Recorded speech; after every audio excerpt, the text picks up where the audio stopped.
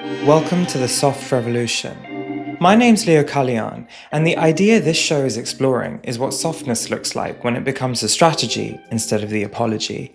Today's episode 2. I want to tell you about a man who was, by most accounts, the most powerful person in Europe in the late 1600s. He ruled France for 72 years. He built the Palace of Versailles. He commissioned thousands of paintings of himself, and he insisted on being depicted with 2 specific accessories that he felt completed the image of absolute royal authority. A long curled wig down to his chest, and 5-inch platform heels with red soles. His name was Louis XIV. He was known as the Sun King. And if you Google him right now, you'll find official state portraits of him posing, leg extended, hip cocked, in the kind of footwear that, if a man wore it to a wedding in 2026, would cause a small civil war at the reception. I think about this a lot. This isn't ancient. This isn't biology. This is one specific century's mood, packaged as nature.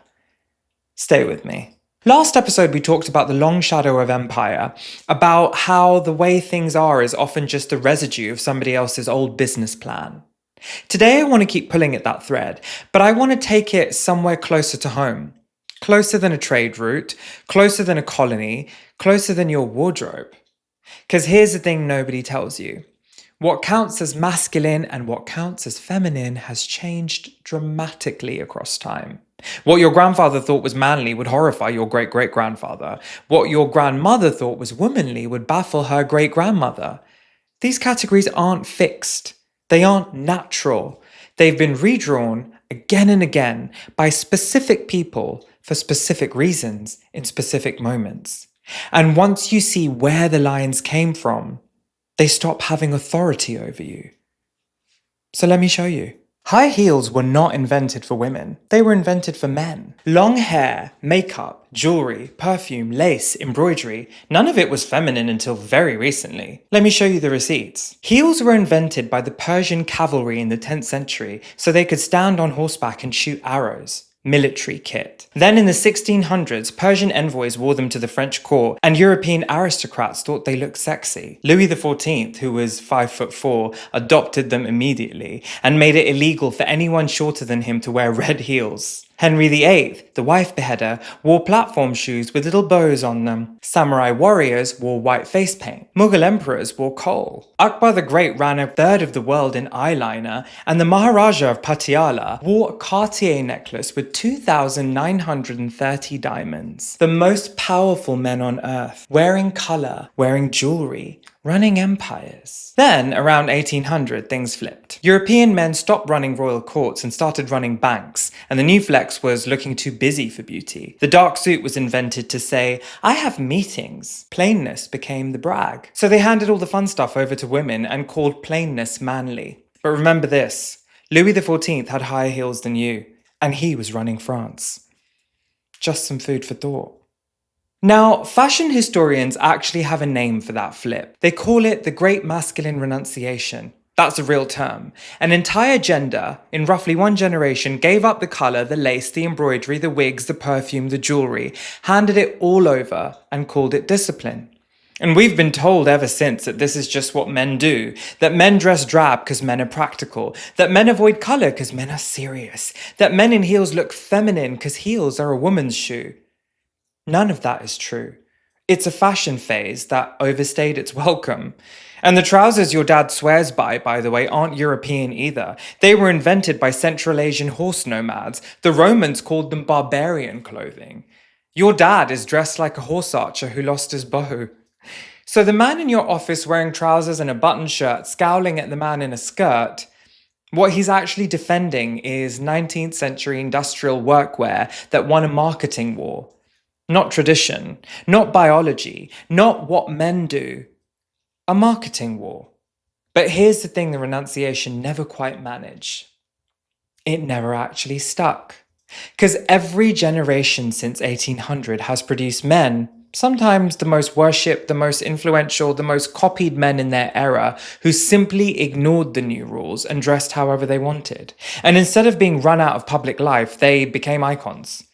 David Bowie, in 1972, in dresses, eyeliner, heels, and kabuki-influenced costumes designed by Kansai Yamamoto, one of the world's most influential musicians of the 20th century. Mick Jagger at Hyde Park, 1969, performing a tribute to Brian Jones in a white dress designed by Mr. Fish. Prince, throughout the 1980s, ruffled blouses, purple velvet suits, platform boots, eyeliner, the lot. One of the greatest performers in pop music history.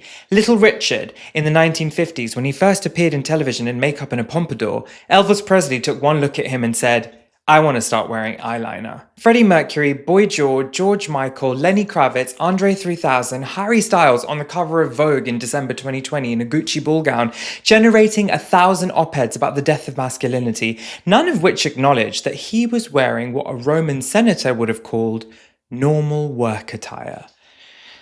These aren't rebels. These aren't pioneers. These aren't men challenging gender norms. They're men remembering something the rest of us were taught to forget. Every generation produces them. Every generation, the people who actually pay attention treat them as the most magnetic, the most powerful, the most alive men in the room. Then we go back to Suits and call them exceptions. They were never exceptions. They were the ones telling you the truth. The past was fluid. The present is just insecure.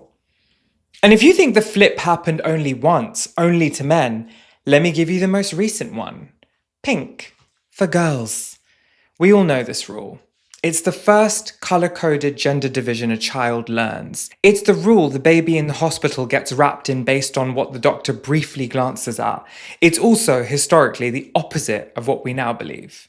In 1918, the American trade publication Ladies' Home Journal, which was the Bible of how to raise a baby in middle-class America, said this, and I quote, "The generally accepted rule is pink for the boys and blue for the girls. The reason is that pink, being a more decided, stronger colour, is more suitable for the boy, whilst blue, which is more delicate and dainty, is prettier for the girl." Pink was the masculine colour, descended from red, strong, warlike, decisive. Blue was for girls, delicate and soft, and the Virgin Mary's colour, for what it's worth. The swap didn't happen in one clean afternoon. It moved gradually through the middle of the 20th century through department stores, catalogues, manufacturers, magazines, prenatal scans, and the very profitable discovery that if you could establish strict gender-coded clothing for infants, parents would have to buy a whole new wardrobe for the next baby. Retailers didn't invent gender. They just got extremely good at packaging it. So your nephew currently has a meltdown if you hand him a pink cup, because decades of shopping culture climbed into his nervous system before he could read. Think about that the next time you see a dad refuse to let his son wear pink. He's not protecting masculinity. He's enforcing a 20th century marketing strategy he doesn't even know he's inherited. And here's the part nobody talks about. The same scam was run on the other side too. Every natural feminine beauty rule you've ever followed was also invented by someone for a reason. Long hair on women? In high-end era Japan, men grew their hair longer than women and treated it as the height of male elegance. Native American warriors grew theirs to their waist. Sikh men have never cut theirs. The idea that long hair is feminine is a recent Western default, not a human one. The corset, engineered in 16th century Europe to literally compress women's organs into the shape men found marketable. It caused fainting, broken ribs, deformed spines, and in extreme cases, death. It was sold as what made a woman a woman. Foot binding in Imperial China broke the bones of girls' feet starting at age 5, so adult women would walk in tiny stuttering steps that men found attractive. It crippled them for life, and it was the standard of beauty for nearly 1,000 years. Eyebrows. The correct shape of a woman's eyebrow has been rewritten approximately every 15 years for the last century. Thick, then thin, then thicker, then microbladed, then bushy, then natural. Millions of women over generations plucking themselves to match whatever a magazine editor decided was current that quarter. Makeup itself. The idea that a woman needs makeup to be presentable in public was a slow construction of the 20th century cosmetics industry. Before that, makeup was largely the province of, royalty at first, but then theatre performers and sex workers in the West. Coco Chanel, Max Factor, Helena Rubinstein, they created the market by inventing the insecurity they then sold the solution to. What you thought was being a woman was largely being a customer. Okay, I want to stop and ask you to feel something. Notice what's just happened in your body. For some of you, the Henry VIII thing made you laugh. For some of you, the samurai with face paint thing unlocked something small. For some of you, the Akbar and eyeliner moment made you proud in a way you didn't expect. For some of you, the corset and foot binding section made you quietly furious. And for some of you, the pink was a boy's colour genuinely broke your brain because you've spent your whole life being told the opposite. Whatever that feeling is, that's the cost. The cost of inheriting a category you were never asked about. Of carrying somebody else's marketing campaign, somebody else's 1918 magazine column, somebody else's quarterly sales report, somebody else's grandfather's idea of what a man should look like, for free, for generations, without ever being shown the paperwork. It's grief, and it's funny. I guess both can be true. And this is where the idea of the soft revolution stops being interesting and starts being useful. Because here's the thing people who built the rules do not want you to see. Masculine and feminine are not fixed categories. They are running marketing campaigns. And once you see who signed the brief loses its authority over you. That's the whole spell. That's how it breaks. Louis XIV was not a god. He was a man with a wig collection who died, in pain, in 1715. Ladies' Home Journal is not biology. It was a magazine. Max Factor is not nature. He was a man selling powder. The man who decided eyebrows should be thin or thick is an editor with a deadline. They were all just people with bad mornings and meetings and their own quiet agendas, and we've been carrying their decisions around like they were the laws of physics. Obviously, I'm not saying burn it all down. Some people love being masculine, some people love being feminine, some people love both or neither, or some specific blend they invented themselves. All of that's fine. All of that is beautiful. I'm against pretending the current version is the only version, because the second you forget a category was made by people, you stop being able to change it when it stops working. You become its servant instead of its author.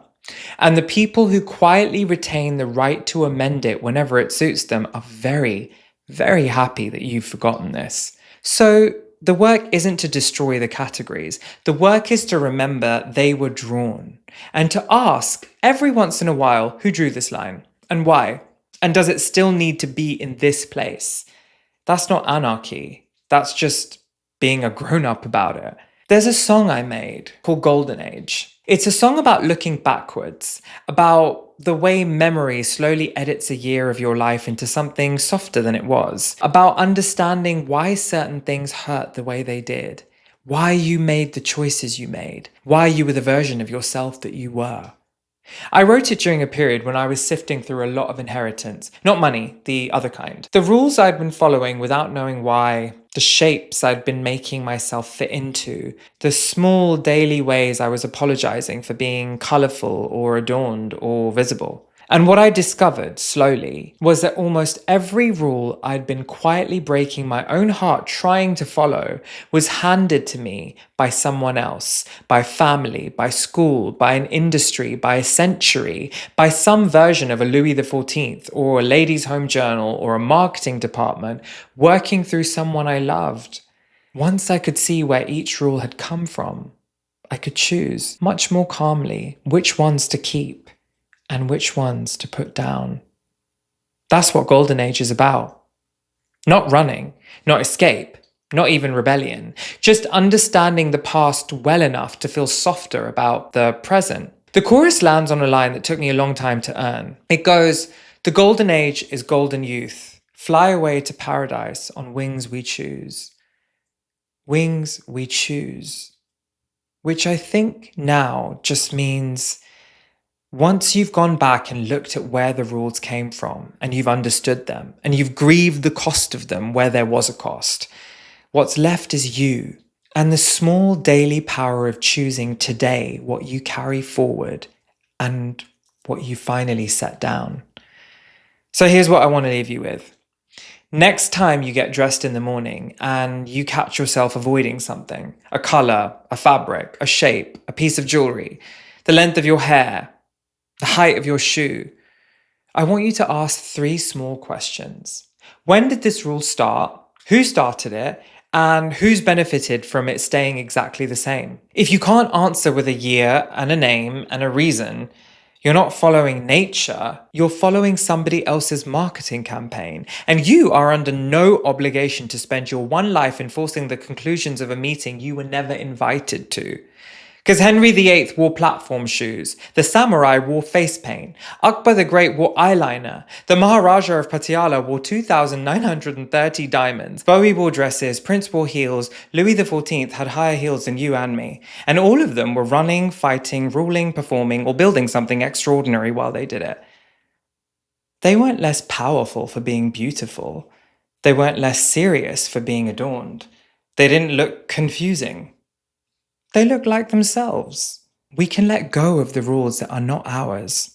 We can keep the ones that still work, or we can build new ones with the people who actually show up for us. The rest, the inherited shame, the borrowed should, the second-hand smallness, once we've seen where it comes from, we can put it down quietly, without ceremony, and walk on, wearing what we like, on wings we choose. I hope that makes the song sound different.